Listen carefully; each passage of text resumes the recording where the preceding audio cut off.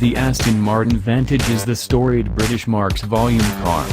And with the unveiling today of an all-new model, that volume just got turned up. The new car starts where V12 Vantage, not V8, left off, says Miles Nurnberger, Aston's head of exterior design, as he walks us around the production car in an intimate advance viewing at the brand's rural UK headquarters.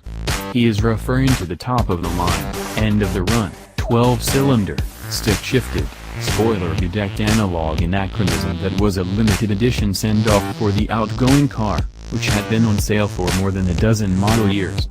To say that the previous Vantage was long in the tooth is a reckless overestimation of the lifespan of teeth. From a purely visual perspective, we cannot argue with him. The new Vantage is immediately recognizable as an Aston Martin, with the signature hill climb grille, sensuously crisp hood, mesomorphic flanks, squinting greenhouse and tucked tail. But the car can almost be heard, seated, with one's eyes. First off, the hue the brand has selected as a launch color, lime essence, looks like ionized absinthe. Additionally, the car is rimmed along its ground-hugging nether regions, from chin to rear, in navy-pronged sinuous starkly contrasting polished carbon fiber aero effects. It sneers menacingly through narrowly horizontal, Salacian eyes. It flashes a triangular carbon burgonet on each cheek, armor potent enough to ward off a Napoleonic cuirassier. And its rear is a war of stark blade-like protrusions, like the final battle sequence in a Chopsaki movie. If the DB11 is a gentleman, Nurnberger explains, the Vantage is a hunter.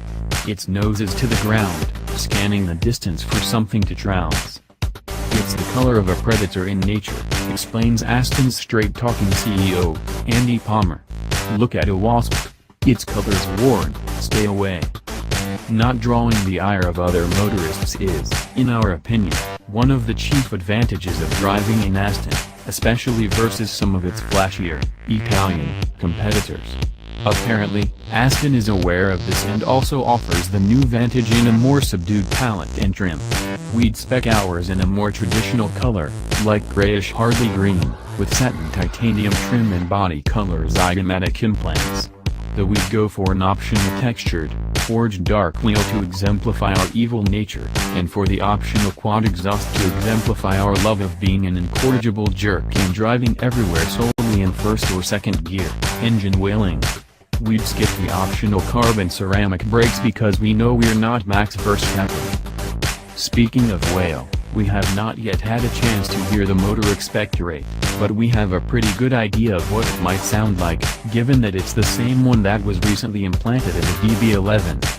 A 503 horsepower, 513 pounds-to-foot variant of the ubiquitous and beloved 4.0 twin-turbo V8 that is built by AMG and scattered fervently throughout the Mercedes-Benz range. Here, as in the DB, it is specially mapped and tuned for a more trilling and less bombastic engine note.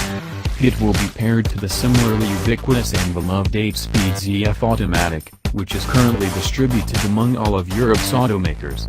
However, we did manage to trick Matt Becker, Aston's head of vehicle dynamics, into almost admitting that a 7-speed manual likely will be available in about a year or so.